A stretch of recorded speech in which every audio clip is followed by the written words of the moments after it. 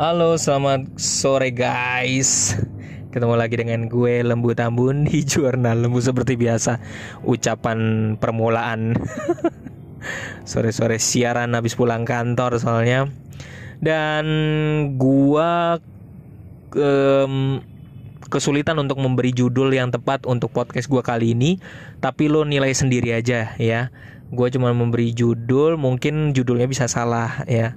Jadi gue cerita mulai dari pengalaman gue kebetulan mampir ke rumah Adik Ipar ya. Rumah Adik Ipar, di sana juga ada suaminya. Dan pas waktu gue masuk rumah, gue lihat ada dua HP. HP-nya bagus banget ya, HP Oppo nih, sebutin merek ya. HP Oppo terpampang di tempat duduk gitu. Wah, ini punya siapa? Tapi suaminya kan lagi nggak ada di tempat. Suaminya Adik Ipar ya, suaminya Adik Ipar nggak ada, lagi keluar. Terus pas sore-sore, nah Adik Ipar duduklah di bangku situ. Terus ada dua HP juga di situ. Terus suaminya juga datang. Akhirnya kita ya bercengkrama lah ya, ngobrol-ngobrol. Nah pada saat lagi ngobrol itu, suaminya ngomong di situ, waduh, HP gue nih dua-duanya udah kepake. Satu dipakai sama anaknya yang pertama, yang cowok. Satu lagi dipakai sama anaknya yang kecil, masih kecil, udah main HP. Jadi intinya dulu kalau kita kecil kan kita suruh main di luar ya, mainan apa, di dalam rumah kita main apa. Tapi kalau ini anak kecil sejaman sekarang nih dikasihnya main HP. Kalau orang tuanya nggak bisa ngomong lagi, maksudnya ya nemenin lagi, kadang-kadang ditemeninnya sama HP lah. Jadi dua anak kecil ini ceritanya nih main HP gitu. Nah si suaminya Adik Ipar gue ngomong, wah kayaknya gue harus nambah satu HP lagi nih, HP Realme nih. Wah langsung gitu. Kayak gimana, dia nanya sama istrinya, gimana bisa nggak nambah satu HP lagi nih. Dia mau beli gitu, nanti nyicilnya 500 deh, boleh nggak gitu.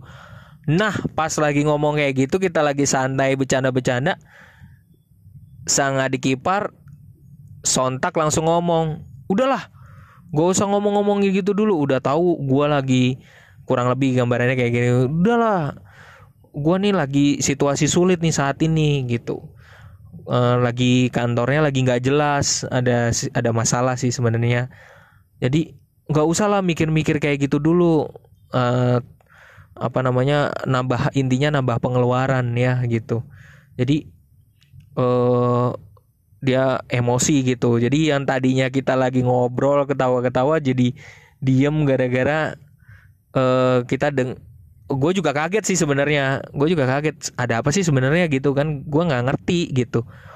Tapi mungkin akhirnya setelah gue tanya istri gue sendiri, akhirnya gue ngerti gitu. Memang ada masalah di kantornya. Jadi harusnya situasi saat ini tuh dimengerti, apalagi lagi pandemi kayak gini.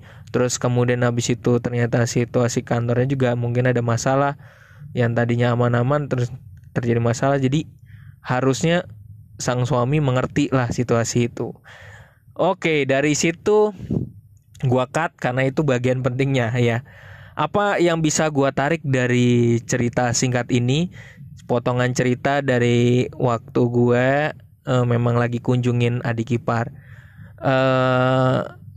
Para listeners semuanya, gue cuman semoga dari cerita ini lo bisa narik sesuatu.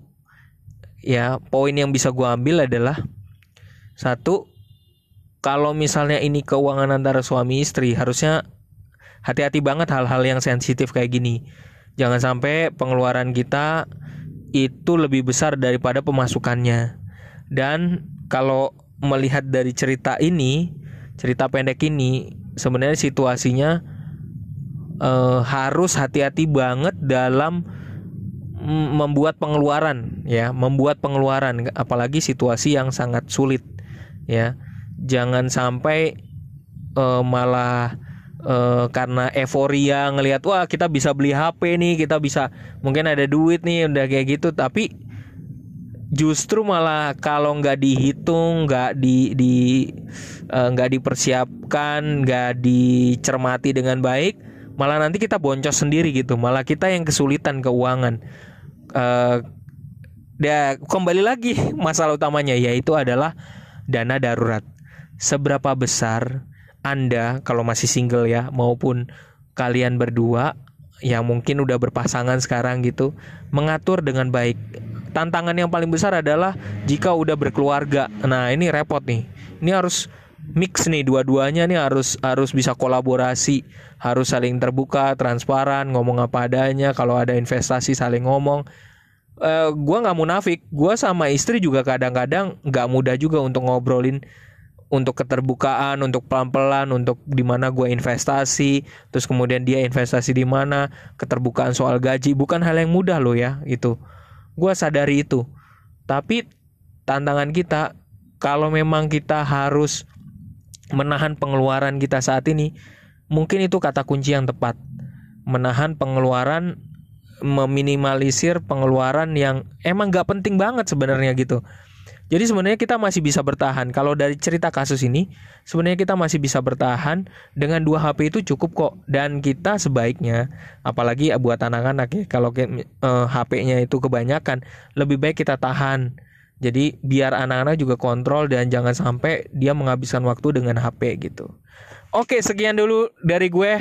Semoga ini bermanfaat, dan kebetulan kalau lagi mau nunggu seorang teman namanya Rahmat.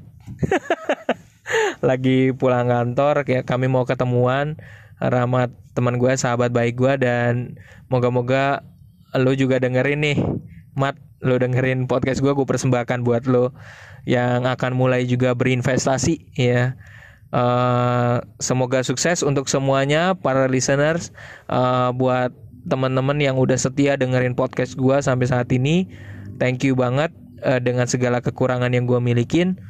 Dan tetap stay tune di podcast gue, jangan lupa follow untuk tetap dengerin podcast gue berikutnya. Salam dari gue, Lembut Ambon.